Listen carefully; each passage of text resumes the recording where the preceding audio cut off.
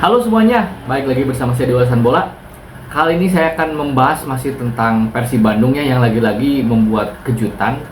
Dan kabar terbaru itu tentang Eliano Lenders yang akhirnya gabung Persib dengan status pinjaman ya dari klub Liga Belanda ya, PSC Zwolle.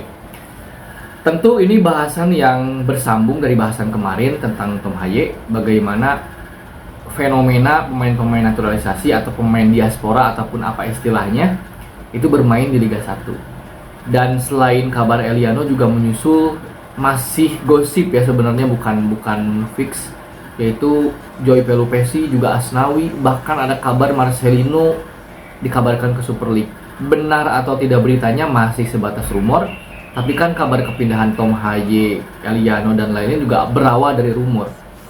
Nah, kita berandai-andai seandainya pemain-pemain tadi misalkan Asnawi, kemudian Joy Pelupesi dan satu lagi Marcelino seandainya kembali ke Super League. Tentu kita ini ingin melihat dari beberapa perspektif ya teman-teman.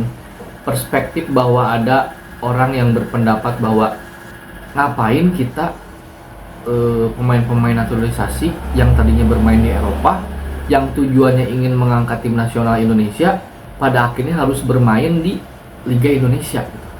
Ngapain? Dikhawatirkan pemain tersebut downgrade, pemain tersebut malah kualitasnya malah menurun dikarenakan kualitas liganya masih buruk. Dikhawatirkan itu akan mengganggu performanya di timnas. Mungkin itu sebuah hipotesa yang menurut saya masuk akal dan tidak bisa disalahkan juga jika ada yang berpendapat seperti itu. Di opini lainnya ada yang berpendapat bahwa ya mau gimana lagi, di tim Eropa nggak dikasih kesempatan, di tim Eropa bahkan ada yang nggak pernah main, bahkan misalkan contoh pertama Arhan di Bangkok hanya bermain beberapa menit. Jadi itu ada kontra opini ya mengenai keputusan pemain tersebut. Nah, kalau saya sih melihatnya sederhana ya teman-teman. Pada akhirnya kan yang ingin kita lihat sebagai masyarakat Indonesia, sebagai pecinta sepak bola Indonesia adalah bagaimana mereka bisa berkontribusi di tim nasional. Jadi alangkah baiknya memang ya kita lihat dulu performa mereka nanti di timnas. Seandainya pun mereka akhirnya gabung di Liga 1 atau di Liga Indonesia, harapannya mereka yang akan mendongkrak, mereka yang akan meningkatkan level liga kita. Jangan sampai mereka yang malah downgrade gitu. Itu harapannya.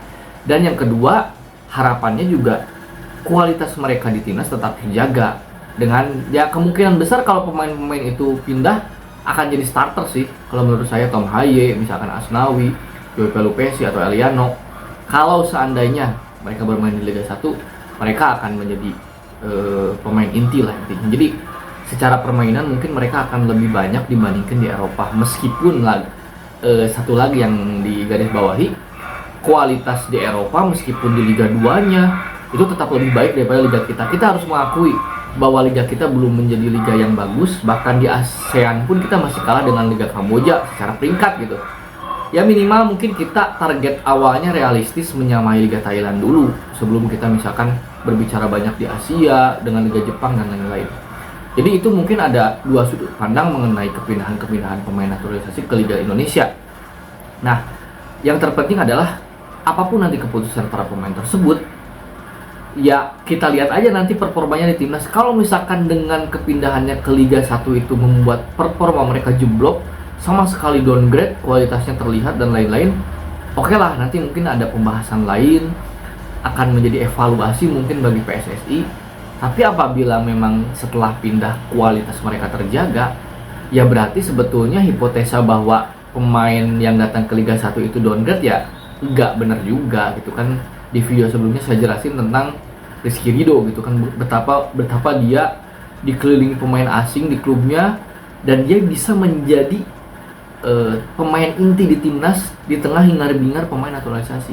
Dia menjadi tembok kokoh di timnas bersama Jai Ijes gitu. Itu sebagai contoh. Jadi pada akhirnya sih mungkin tergantung adaptasi pemainnya, tergantung individunya pemain itu sendiri gitu, entah menjaga kebugarannya, fisiknya dan lain-lain. Misalkan Tom Haye, dia kan terkenal nggak bisa main 90 menit.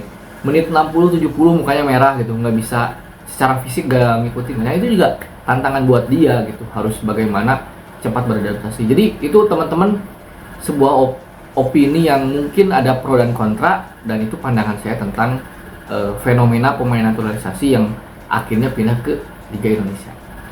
Tetap berpikir positif dan dukung terus timnas dan dukung terus tim kesayangan kalian masing-masing di Liga Indonesia. Salam olahraga.